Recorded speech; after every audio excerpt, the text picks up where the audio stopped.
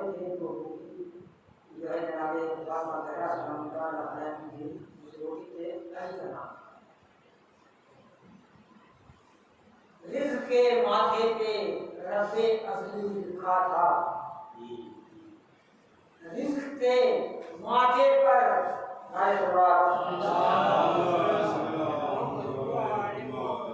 रिज़्क़ के माथे पर रब्बे असली लिखा था और भूख में बांटने वाले पे बड़ी लिखा था, भूख में बांटने वाले पे बड़ी लिखा था कि उसके चूल्हे से धुआं उठा तो दौड़े साहिल, उसके चूल्हे से धुआं उठा तो दौड़े साहिल कि फातिमा ज़हरा की रोटी पे अली लिखा था, फातिमा ज़हरा की रोटी पे अली लिखा था। नारे सवाल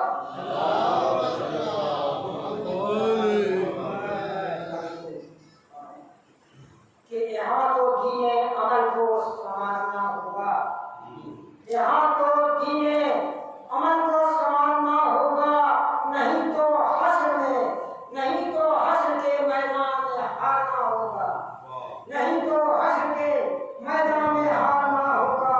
और यहाँ तो शौक से जिसको भी चाहता है पुकार, यहाँ तो शौक से जिसको भी चाहता है पुकार, मगर वहाँ तो अली को पुकारना होगा, वहाँ तो अली को पुकारना होगा। नारे सवाल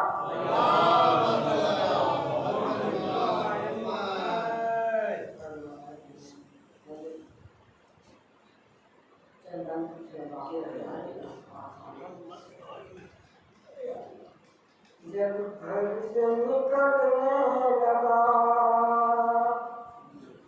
हैदर का जनाजा,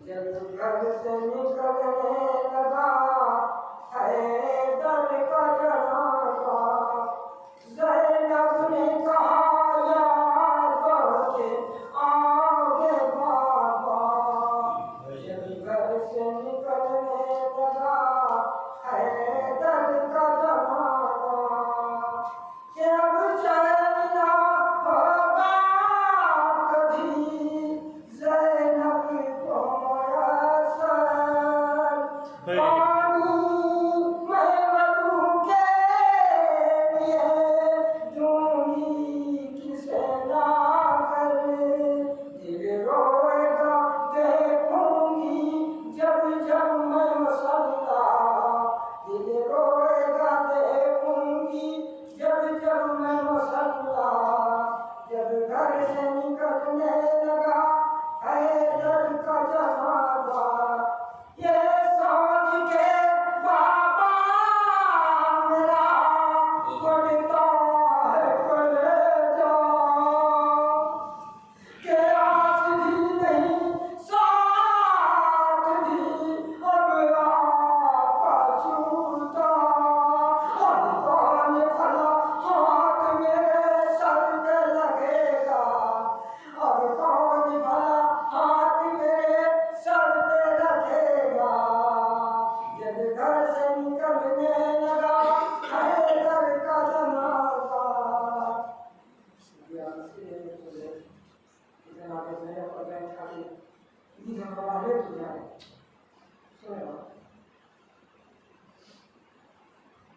कौन भला हाथ मेरे सिर पे रखेगा,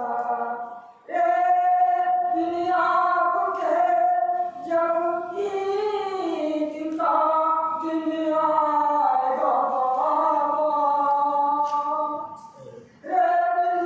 आपके जब ईद का दिन आएगा बाबा, दिल आपके बच्चों का तड़प जाएगा बाबा, हम रोएंगे और ईद मनाएगी ये दुनिया, हम रोएंगे और ईद मनाएगी ये दुनिया, जब घर से निकलने लगा हैदर का जनाजा, हसनैन को किस तरह से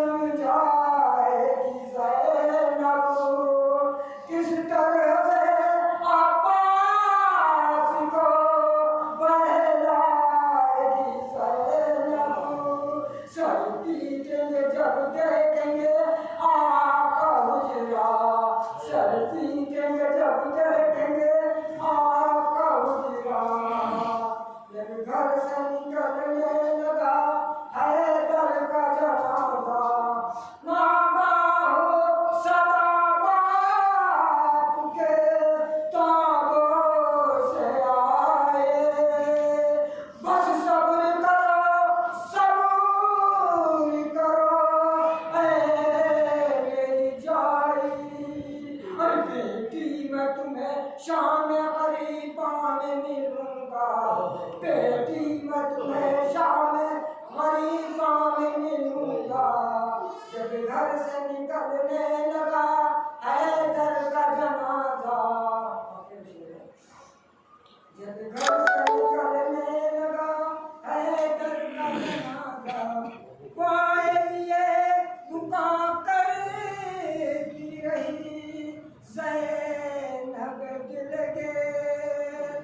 ताबूत भी रोते रहे शाबर शाबे।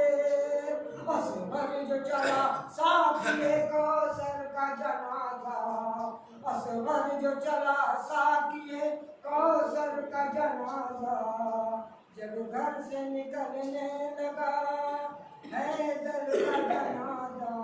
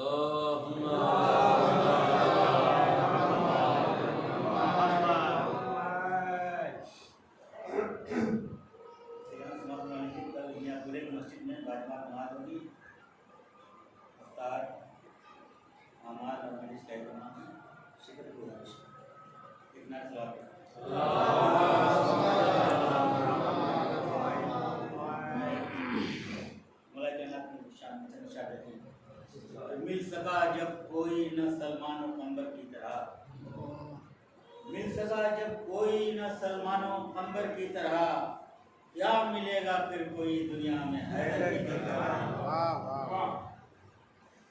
क्या मिलेगा फिर कोई दुनिया में हैदर की तरह। किस तरह लिखूं सना मौला अली की मैं भला, किस तरह लिखूं सना मौला अली की मैं भला। मैं तो कतरा भी नहीं वो है समंदर की तरह। माहो अख्तर धूल है मौला अली के पाँव, माहो अख्तर धूल है मौला अली के पाँव की। किस तरह उनको कहूँ मैं माहो अख्तर की तरह। और मेरे मौला के कदम की खाक मिल जाए अगर, मेरे मौला के कदम की खाक मिल जाए अगर, मैं उठा लूंगा उसे नायाब गौहर की तरह। सारी दुनिया में नहीं है खून के जैसा मैं कदा, सारी दुनिया में नहीं है खून के जैसा मैं कदा। अरे कोई भी साकी नहीं साकी ये कौसर की तरह। इतना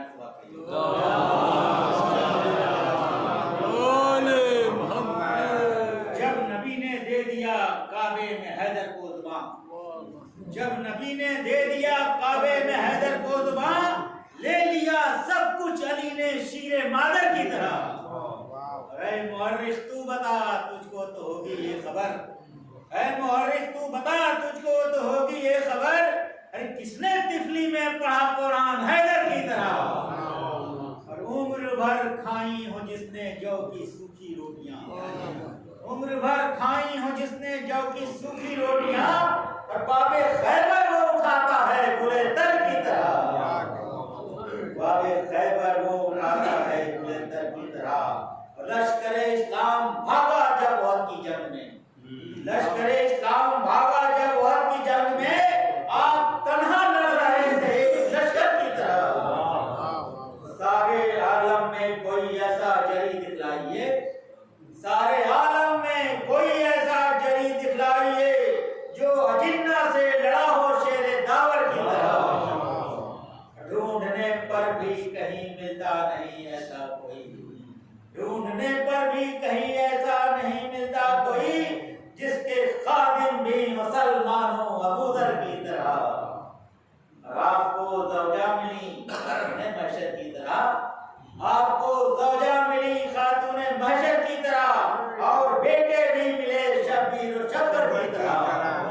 और आज भी एक कौम जिसको कहती है अपना खुदा, आज भी एक कौम जिसको कहती है अपना खुदा, कोई भी मिलता नहीं मौलाए कंबर की तरह, कोई भी मिलता नहीं मौलाए कंबर की तरह। देख ली तारीख आदम को अज़ल से ताबत, देख ली तारीख आदम को अज़ल से ताबत, पर कोई देखा नहीं है मेरे रहबर की तरह। और सारी दुनिया में फकत हैदर का वो दर है जहां, सारी दुनिया में फकत हैदर का वो दर है जहां, जाओ बेदर की तरह आओ अबू ज़र की तरह, जाओ बेदर की तरह आओ अबू ज़र की तरह।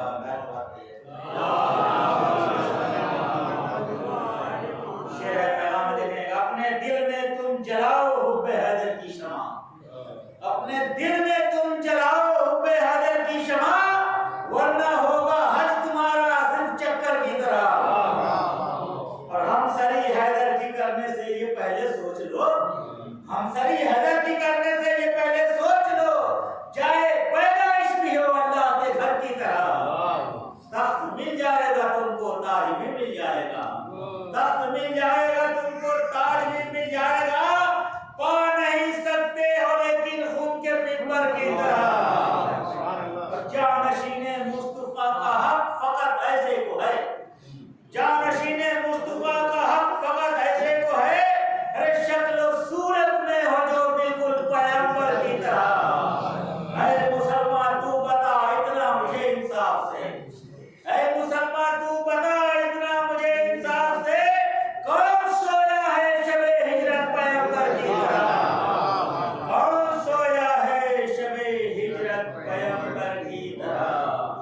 पी लिया जावेद जिसने भी मैं हुब्बे अली, पी लिया जावेद जिसने भी मैं हुब्बे अली, उसकी किस्मत बन गई हुक्के मुकद्दर की।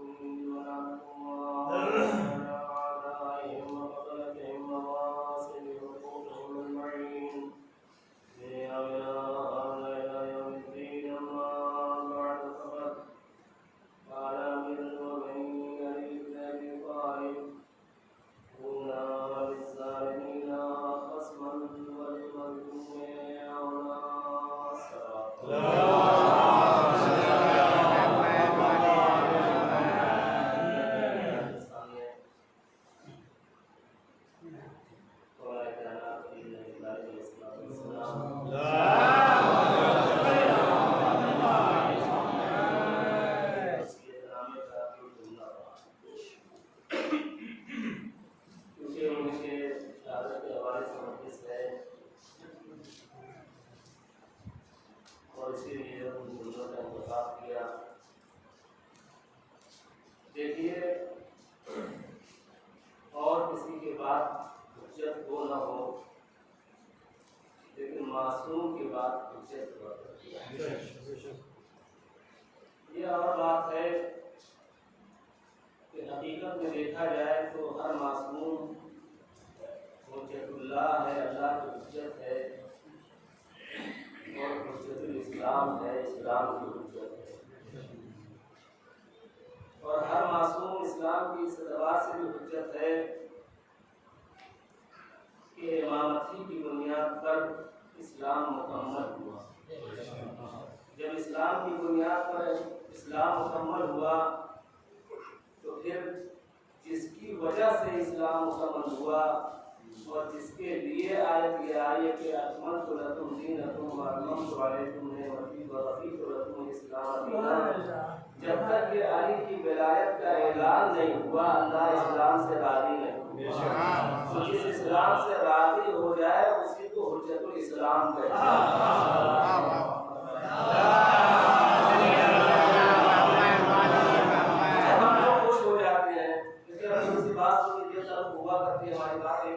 हम लोग रस्मों में बह रहे हैं, हम लोग खुश हुआ हो जाया करते हैं कि हुज्जतुल इस्लाम वल मुस्लिमीन, इस्लाम की हुज्जत, मुसलमानों की हुज्जत। मुझे तो गुस्सा आता है इस बात पर। एक तरफ कह रहे हैं कि इस्लाम की हुज्जत नहीं है, मुसलमान की हुज्जत ये है, और बात मानने के लिए तैयार नहीं। सलावत पढ़े तो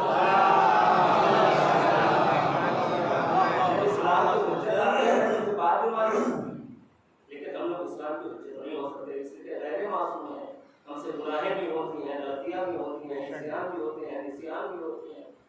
जहाँ ये सब ना हो वो हुज्जत इस्लाम। अब रस्मी तौर से आप जिसको कहते हैं हुज्जतुल इस्लाम, सक़तुल इस्लाम, जावेद भाई इसकी भी एक तारीख है। कभी मजलिस पढ़ने का मौका मिला तो मैं बयान करूंगा कि ये हुज्जतुल इस्लाम, सक़तुल इस्लाम जिनको जिनको खिताब दिया गया, जिन महाराजे किराम को, वो इमाम ज़माना सलाम के दौरे ग़ैबत सुग़रा से करीब है, उनको सक़तुल इस्लाम कहा गया, हुज्जतुल इस्लाम नहीं कहा गया। उसके अलावा और भी बहुत से महाराजे किराम गुज़रे हैं जिनको वक्त के इमाम ने खिताब दिया है। तो अगरचे वक्त का मासूम खिताब दे किसी को तो वो हुज्जतुल इस्लाम भी हो सकता है, सक़तुल इस्लाम भी हो सकता है। अब अहले गैरे नत्थू कहे हम जैसे लोग अगर हुज्जतुल इस्लाम कहने लगे तो ये लफ्ज़ी माना है, लफ्ज़ी एतबार से कहा जा रहा है, मानवी एतबार से हुज्जतुल इस्लाम नहीं होता। एक सलवात पढ़ते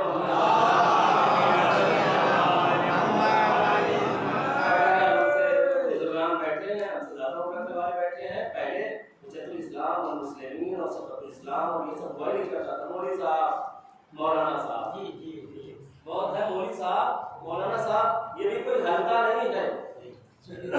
ये लफ्ज भी कोई मौलवी और मौलाना जो है हल्का नहीं है। मौलवी मौलाना खुद सबसे बड़ा लफ्ज है।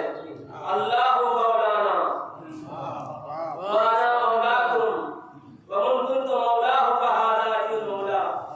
गदीर में जो पैगंबर ने ऐलान किया कि अल्लाह मौलाना, हम सब का मौलाना अल्लाह है, हम सब का मौलाना ज़मीर है ताकि हमारा मौला अल्लाह है और हम तुम्हारे मौला हैं, और जब हम तुम्हारे मौला हैं तो मोहम्मद कुल मौला हो फहादा अलियुल मौला, जिसका जिसका मैं मौला हूं उसके ये अली मौला।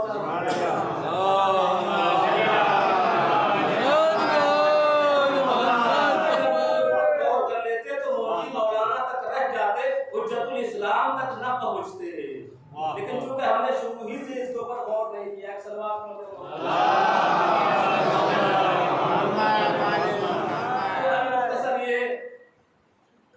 अगरचे मौलवी खुश हो रहा है तो आप कहते रहिए, हमारी तरफ से कोई ममानियत नहीं है, लेकिन हमें कोई एतराज नहीं है। अगर आप मौलवी साहब भी कह दीजिए तो कोई एतराज नहीं है। नाराज जो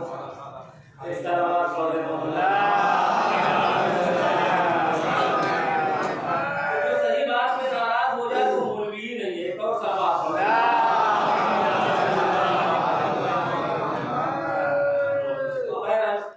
किसी की बात हुज्जत हो न हो, लेकिन मासूम की बात हुज्जत।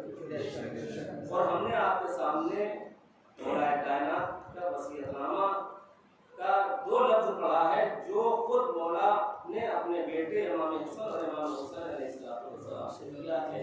और ये 2 लफ्ज नहीं है, ये मासूम ने 2 लफ्ज नहीं इरशाद फरमाए हैं, बल्कि पूरा इस्लाम 2 लफ्जों में समेट दिया है। पूरा इस्लाम 2 लफ्जों में समेट दिया है। क्या? ए मेरे लाल, ए मेरे लाल, ए मेरे लाडलो हसन हुसैन, ये मैं वसीयतनामा लिख रहा हूँ, लेकिन पूरी दुनिया के लिए और पूरी दुनिया के इंसानों के लिए ये बहुत बड़ा पैगाम है, ये पैगाम पहुंचा देना। देखिए वसीयत लिख रहे हैं हसन हुसैन के लिए, लेकिन कह रहे हैं कि पैगाम पूरी दुनिया के लिए है। क्या है? कूनू लना लिज़्ज़ालिमीना क़स्मा, हमेशा लिज़्ज़ालिमीना, जालिम के दुश्मन बन के रहना। तवज्जो चाहता हूँ, मौजू बहुत तफसीली है लेकिन गुंजाइश नहीं है। बेटा वसीयत ये मैं कर रहा हूँ तुम दोनों को, और इसके जरिए से पूरी दुनिया में पैगाम पहुंचा देना। कूना लिज़्ज़ालिमीना क़स्मा, हमेशा जालिम के दुश्मन बन के रहना, वलिल मजलूम औना, और मजलूम के हमेशा मददगार बन के रहना।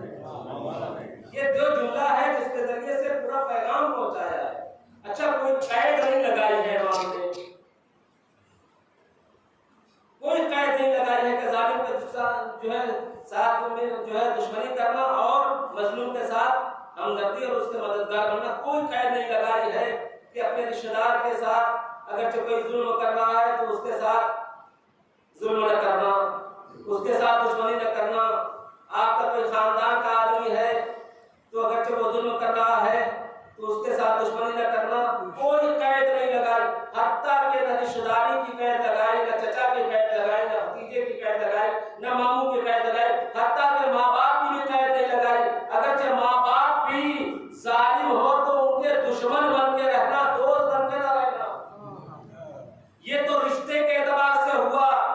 फिर जब कैद नहीं लगाई तो इसका मतलब ये है कि चाहे वो मुसलमान हो, चाहे गैर मुस्लिम हो, हिंदू हो, ईसाई हो, यहूदी हो, मजूसी हो, किसी मजहब से ताल्लुक रखता हो, अगरचे वो जालिम है तो उसके दुश्मन बने रहना। तो तुम्हारा मैंने पैगाम पहुंचा दिया। गोया मौला ये फरमा रहे हैं कि अगरचे तुम्हारा बाप ही क्यों ना हो, तुम्हारा भाई ही क्यों ना हो, तुम्हारा रिश्तेदार ही क्यों ना हो, तुम्हारे कबीले ही का क्यों ना हो, तुम्हारे खानदान ही का क्यों ना हो, तुम्हारा चचा क्यों ना हो, तुम्हारा भतीजा क्यों ना हो, तुम्हारा भांजा क्यों ना हो, तुम्हारा मामू क्यों ना हो, तुम्हारा बाप क्यों ना हो, अगर जालिम है तो उससे दुश्मनी रखना। सलावत पढ़ते रहो। अगर जालिम है तो उससे दुश्मनी रखना, उससे दोस्ती न करना, चाहे वो तुम्हारा रिश्तेदार हो, चाहे मुसलमान हो, चाहे गैर मुस्लिम हो। और उसी के बाद फरमाते हैं कि वलिल मजलूम औना, और हमेशा मजलूम के मददगार बने रहना। इसमें भी कोई कैद नहीं लगाया कि रिश्तेदार है मजलूम तो उसकी मदद करना, चचा है तो उसकी मदद करना, भतीजा मजलूम है तो उसकी मदद करना, मुसलमान है तो उसकी मदद करना। ने कोई कैद नहीं लगाई। किसी मजहब से ताल्लुक रखता हो, किसी खानदान से ताल्लुक रखता हो, शर्त यह है कि मजलूम हो तो उसके मददगार बने रहना। ये 2 उसूल दिए हैं मौला ने। देखिए फकत मजलिस पढ़ लेना और मजलिस सुन लेना ये शियों की अलामत नहीं है। शायरी कर लेना और शायरी सुन लेना ये फकत शियों की अलामत नहीं है। शियों की अलामत मौला ये फरमा रहे हैं कि शिया वो है कि जो जालिम का दुश्मन बना रहे, मजलूम का मददगार बना रहे। और हम पहचाने ना पहचाने, हम पहचाने शियत को या ना पहचाने, दुश्मन शियत को पहचानता है कि शिया कहते किसको। दुश्मन पहचानता है शिया को, शिया कहते किसको है। तारीफ उठा के पढ़िए, इब्ने ज़ियाद का दौर है, कितने शिया तकैया में चले गए, पता ही नहीं चल रहा है कि उनको गिरफ्तार करके कत्ल किया जाए। जाके इब्ने ज़ियाद से कहने वालों ने कहा कि शिया तो बिल्कुल लापता हो गए हैं, कहां चले गए, कैसे पता चले कि कहां है। कहा कि मैं बताता हूं। जो उन्होंने कहा हमने कि दुश्मन पहचानता है कि शिया की अलामत क्या है, मगर खुद शिया जो दावा करता है वो नहीं पहचानता है कि शिया की अलामत क्या है। इब्ने ज़ियाद से जब कहा तो इब्ने ज़ियाद ने कहा कि हम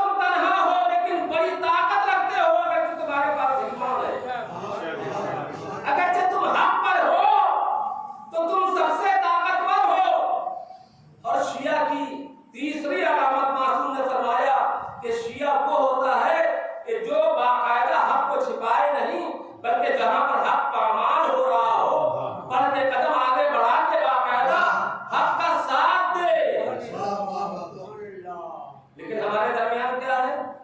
देखिए दो तरह के तबके पाए जाते हैं। एक तो ये हमने कह दिया कि साहब अक्सरियत उनके साथ है, हम अकेले क्या कर सकते हैं।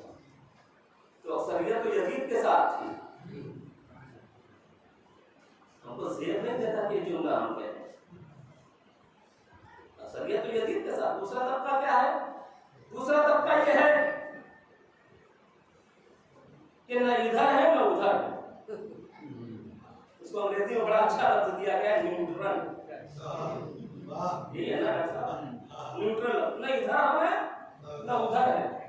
तो जिसको आप बड़ा अच्छा लफ्ज इंग्लिश में देके न्यूट्रल कह रहे हैं, उसी को अरबी में मुनाफिकत कहते हैं।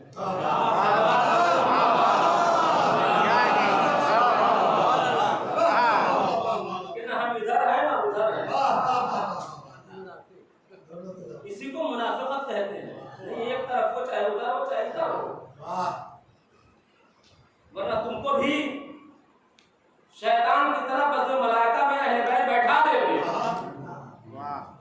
अब वहीं पोल खुल जाएगा कि तुम किधर हो। तो ये न्यूट्रल वाले ये भी खुशफहमी का शिकार है ना, हम उनके साथ हैं ना इनके साथ हैं। जगह सिफीन का मंजर उठा के पढ़िए, नजरुल बलागा पढ़ा कीजिए कभी कभी। जंगे सिफीन से जब मौला पलट के आए हैं तो एक चाहने वाला आया और आने के बाद मौला की पेशानी का बोसा ले रहा है, हाथों को चूम रहा है, कदमों का बोसा ले रहा है, मौला से मीठी मीठी बात कर रहा है और कहता है कि मौला हम तो बड़े अच्छे थे।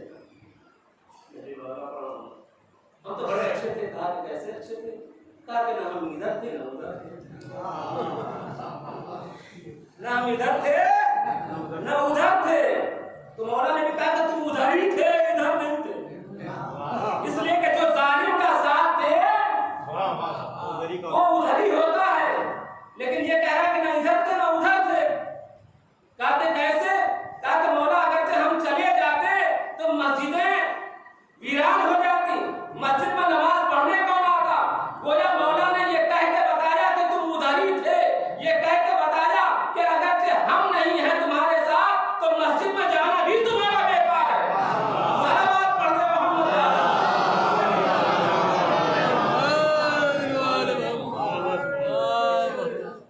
हम के अंदर में मय्यत भी है, बहुत ज्यादा वक्त नहीं लेना है कि मजलूम के हमदर्द बने रहे और जालिम से नफरत करते।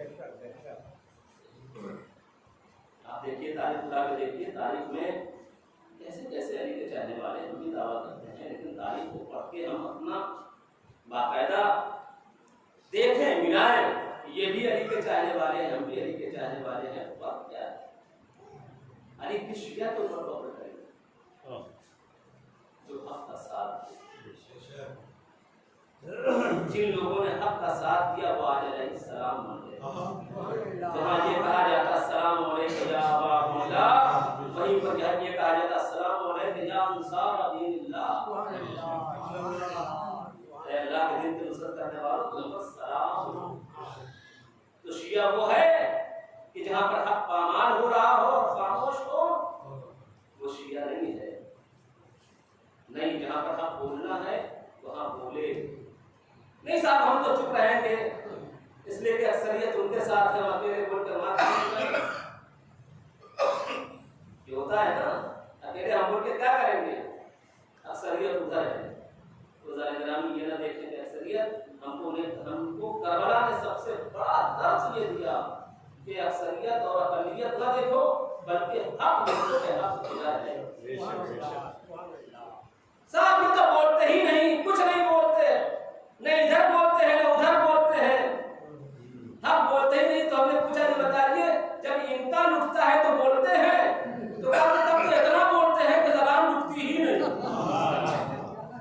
इतना बोलते हैं कि ज़बान रुकती ही नहीं। तो ज़रा शिया वो है कि जब उसका लुटे तब भी बोले, दूसरे का लुटे तब भी बोले। हकीकत में वही शिया है, वही शिया है। करबला ने हमको यही दर्स दिया है, आपके साथी बनो, आपके यानी मजलूम के साथ मददगार बनो। काफिला जा रहा है करबला की तरफ, एक मकाम आया जहाँ पर इमाम हुसैन सल्लल्लाहु अलैहि वसल्लम के ऊपर कुनूत की तारीफ हुई, कुर्सी पे बैठे हुए थे,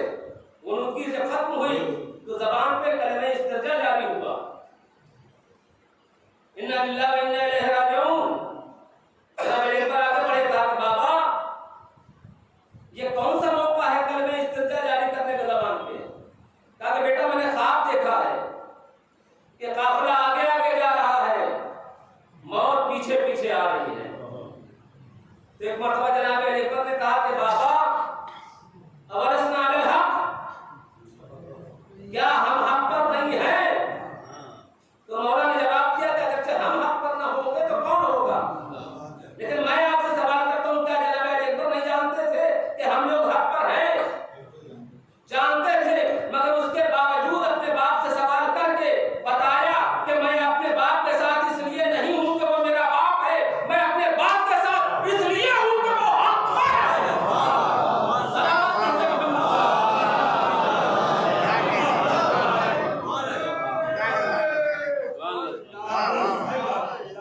बड़ी जुर्रत चाहिए हक के लिए और हक बयानी के लिए। हाकिम शाम के दौर में टैक्स बढ़ा दिया गया था, लोगों के लिए परेशानी हो रही थी, काफी नुकसानात का सामना करना पड़ रहा था। मगर जैसे आज हमारे यहाँ जीएसटी और ये और वो बढ़ा दिया, मगर कोई बोलने के लिए तैयार नहीं है, किसी में हिम्मत नहीं है बोले। हाकिम शाम के दौर में भी यही हुआ था, टैक्स बढ़ा दिया गया था, लोग परेशान हो गए थे, मगर किसी में हिम्मत नहीं थी कि दरबार में जाकर उसकी शिकायत करें कि टैक्स बहुत बढ़ा दिया गया है, कम किया है। लेकिन किसी में हिम्मत नहीं पैदा हुई कि हम बात जाके दरबार में कहें। मगर एक अली की चाहने वाली थी, वो कहने लगी कि मैं जाऊंगी हक की आवाज उठाने के लिए दरबार में। बसरा की रहने वाली है, नाम सौदे हमदानिया है, इसको कहते हैं अली के चाहने वाले। नाम क्या है? सौदे हमदानिया, जो बसरे की रहने वाली है। आई बसरे से सफर तय करके शाम में आई, दरबार में पहुंची, उसके चमचे हाकिम पे खड़े हुए थे। कहा जाके कह दो कि मैं आई हूं, जाके कह दो कि मैं आई हूं हाकिम से। कहा हाकिम के पास इतनी फुर्सत नहीं है कि वो तुमसे बात करे। कहा जाके कह दो और मेरा नाम बताना, मेरा नाम बताते ही वो तख्त छोड़ के न उठ जाए तो मेरा नाम बता दे। मेरा नाम सुन के वो तख्त न छोड़ दे तो मुझे सौदे हमदानिया न कहना। गया जाने वाला जब कहता है कि खातून आई हुई है बसरे से, हाकिम ने कहा कि जाकर उससे कह दो कि हमारे पास मिलने का वक्त नहीं है। फिर उन्होंने कहा कि उसने कहा उसका नाम सौदे हमदानिया है।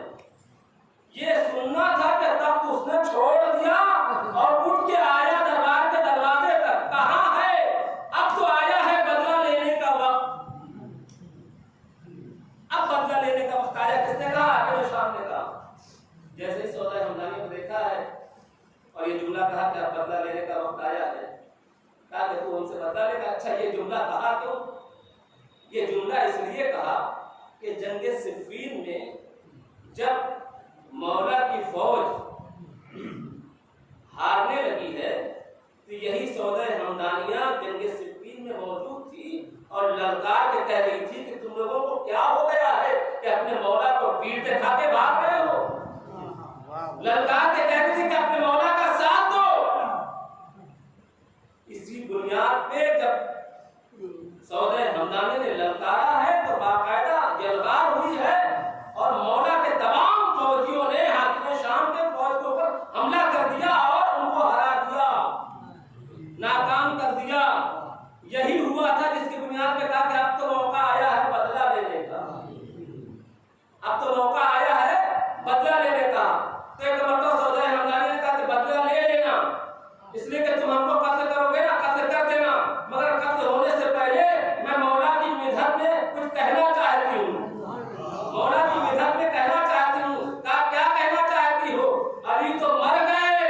कहा कि अली नहीं मरे, इंसानियत मर गई। अली नहीं मरे, शराफत मर गई। अली नहीं मरे, अदालत मर गई। ये सलवात पढ़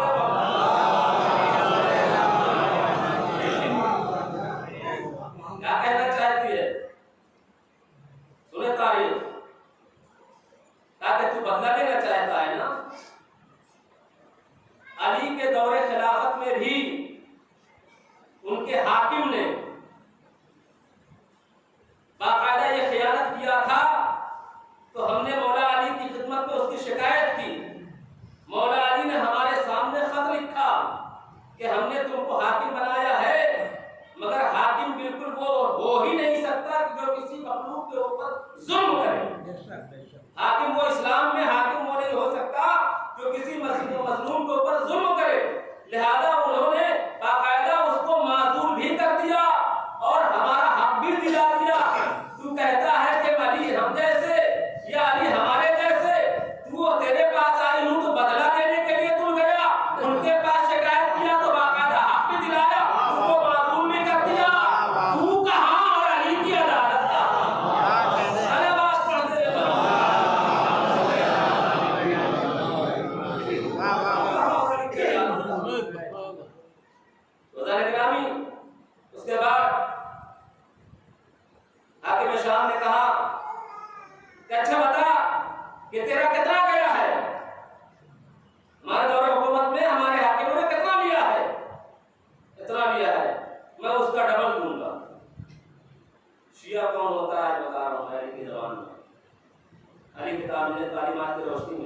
शिया वो नहीं होता जो सिर्फ अपना भला चाहे। कहा कितना लिया है? इतना लिया। कहा मैं उसका डबल तुमको देता हूँ। कहा मैं लेने के लिए तैयार नहीं हूँ। कहा क्यों? कहा कि मैं भी कौम का एक हिस्सा हूँ, जब तक के सारी कौम का वापस नहीं करेगा मैं नहीं लूंगी। आके मैं शाम में कहा ठीक है सारे का हम वापस करते हैं। कहा कि ऐसे नहीं, जुमला याद रखिएगा। मौला की मिजाज में क्या कहा कि मौला ने बाकायदा उस हाकिम को माजूर किया और कहा कि हाकिम इस्लाम में वो हाकिम नहीं हो सकता जो किसी मखलूक के ऊपर जुल्म करे। ये मौला ने कहा था और उसको माजूर कर दिया। अब उसके बाद यहाँ पर जब उसने कहा कि मैं डबल लेती हूँ तो उसने कहा कि नहीं मैं भी कौम का हिस्सा हूँ और जब तक के पूरे कौम का वापस नहीं करेगा तब तक मैं यहाँ से जाने वाली नहीं हूँ। अब वो हाकिम शाम तैयार हो गया। ठीक है किसका किसका हक है हम देने के लिए तैयार है, मगर देने के लिए तैयार जब हुआ तो एक मतलब सौदे हमदानी ने कहा कि ऐसे नहीं, बाकायदा तहरीर चाहिए। तहरीर लिख के दे और उस पर मोहर लगा। तहरीर लिखना शुरू किया। जब तहरीर लिख के उस पर मोहर लगाई और कहा कि ले जा और सबका हक मिल जाएगा। अब जब तहरीर पढ़ी सौदे हमदानिया ने तो कहा कि ये तहरीर गलत है, इस पे लिख इस बात को कि जालिम को हुकूमत करने का हक इस्लाम ने नहीं दिया है, इस पे लिख।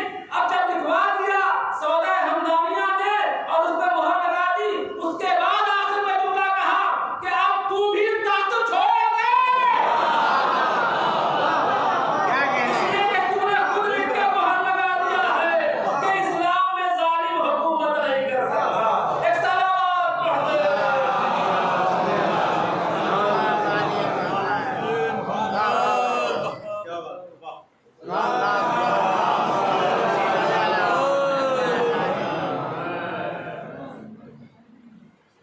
ये और एक अंग्रेज राइटर ने बड़ा अच्छा जुमला लिखा है कि अली को दुनिया में पहचाना। इस हकीकत का नाम है कि जब दुनिया के बारे में कोई बयान दिया है तो ऐसा लगता है कि यह दुनिया उसके सामने बनी है या उसने खुद दुनिया को बना है। और आखिर में लिखता है कि अली की शहादत का सबब उनकी अदालत इलाहिया में पाबंद थे। ग्रामीण हमारे और आपके आका को जख्मकारी है, मुसलसल इलाज का इंतजाम हो रहा है। तबीब का असर बिल्कुल ढाई हुई, उसका असर तमाम होता होता है। मौला इमाम हसन को करीब बुलाते हैं, सबूत करते हैं कि मेरे लाल मेरे बाप को मानने की जिम्मेदारी। कभी हुसैन को बुलाते हैं, कानों में शहजादियाँ बेकरार हो जाती हैं। बुलाते बाबा ने कान में क्या कहा हुसैन को, हुसैन को ये राज ये नहीं बता सकता। ग्रामीण अपनी बात की तरह तसल्ली देते हुए और बरात की अंजाम नहीं दी का दस देते हुए मौलाए कायनात ने मुतावाल थे, सब आ गए। ज़ैनब मतलब ज़ैनब ने सुना ये लफ्ज़ तो कहा बाबा मैं बहुत देर से आपके मायके बाबा बहुत देर से मैं आपके मायके खड़ी हूँ, आपकी ज़ैनब यहाँ मौजूद है। कहा एक बेटी जरा करीब आ जा। ज़ैनब करीब गई है। एक मरतबा जनाब ज़ैनब से फरमाते हैं मौला कि ये बेटी आज तक बड़ी बेनयाज बेटी है, तू खदीजा की नवासी है, तू बड़ी बेनयाज है, आज तक तूने कुछ हमसे मांगा नहीं। सारे ग्रामीण अव्वल ने इस जुमले को पसंद किया है कि बेटी से कहा कि बेटी हम शाम गरीबा में मिलेंगे। उसकी रवायत को मैं आपके सामने पेश करना चाहता हूँ कि जैसे ही कि बाबा मैं तो आपके भाई की बहुत देर से खड़ी हूँ, कहा बेटी करीब आ जा। करीब आई, कहा बेटी आज तक तूने हमसे कुछ सवाल नहीं किया, आज तक तूने हमसे कुछ मांगा नहीं, लिहाजा आज मेरे ख्वाहिश है कुछ मांग ले। तो ज़ैनब ने यही आवाज़ दिया कि बाबा हमारे पास किस चीज़ की कमी है, कि इमामत हमारे घर में, रिसालत हमारे घर में, जन्नत की सरदारी हमारे घर में, शरीयत हमारे घर में, कुरान हमारे घर में उतरी, जन्नत की सरदारी हमारे घर में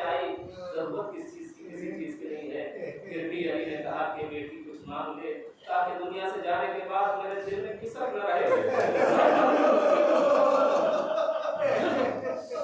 ज़ैनब ने कुछ मांगा नहीं, जिंदगी में इतनी बेहयात से ज़ैनब एक मरतबा जनाब ज़ैनब फरमाती है, बाबा आप कह ही रहे हैं तो एक सवाल है, आप बेटी क्या सवाल है मांगो, हम देने के लिए तैयार हैं। सवाल किया कि ये बाबा जब मैं करबला फतह करूंगी और इसी मौके पर आपकी जरूरत पड़ी और मैं आपको आवाज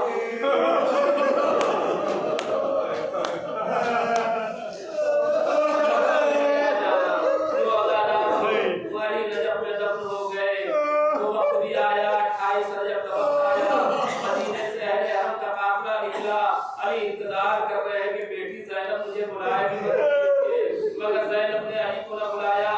यहाँ तक कि करबला में करबला हुए 2 मुहर्रम को वहाँ पर दिल घबराया, मगर ज़ैनब ने अली को न बुलाया।